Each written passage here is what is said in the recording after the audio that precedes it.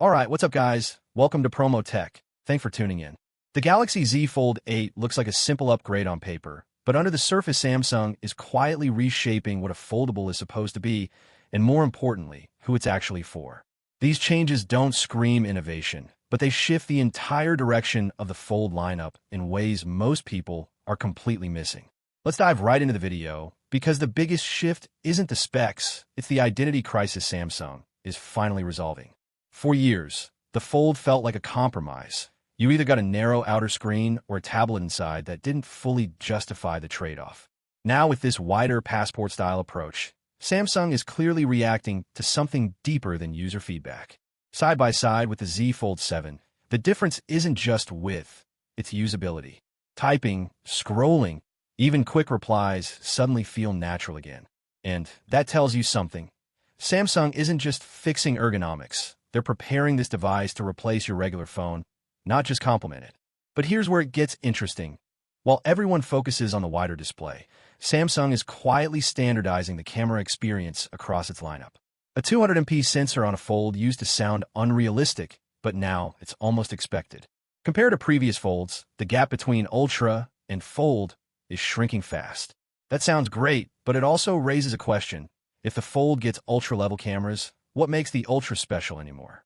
This feels less like an upgrade and more like Samsung merging two product identities into one. And then there's the crease.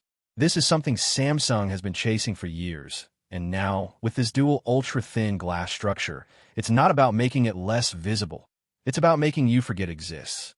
When you compare it to the Fold 7, where light hits that crease and instantly breaks immersion, this new approach changes how you use the phone entirely.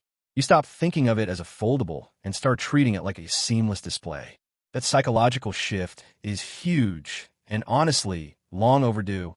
Quick pause. This is exactly why I always recommend using tools like Walverse or Wolver, not as some random add-on, but as a way to actually optimize how you interact with devices like this. When your phone becomes your tablet, your workspace, your camera, you need something that adapts with you, not against you.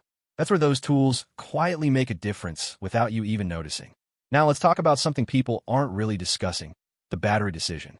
A 5,000 milliamp hours battery sounds fine, but when you compare it to other foldables pushing way beyond that, it feels conservative. But Samsung isn't playing the same game. They're betting on efficiency over raw size, especially with a new chip. The real question is, are they right? Because if optimization holds up, users win with better balance. If not, this becomes the one weak point that competitors will exploit hard. And finally, the timing. This doesn't feel random. Samsung moving toward a wider fold, improving cameras, fixing the crease, it all lines up with something bigger happening in the market. They're not just improving a product, they're positioning themselves ahead of shift. Because once foldables become normal, the company that nailed the basics first is the one that wins long term.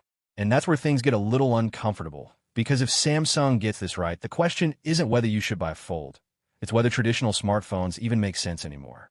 So now I'm curious, are we finally at the point where foldables stop being experimental and start replacing everything else? Or is this just another step before something even bigger takes over? Take care and stay safe. I'll see you in the next one soon. Cheers. Bye-bye.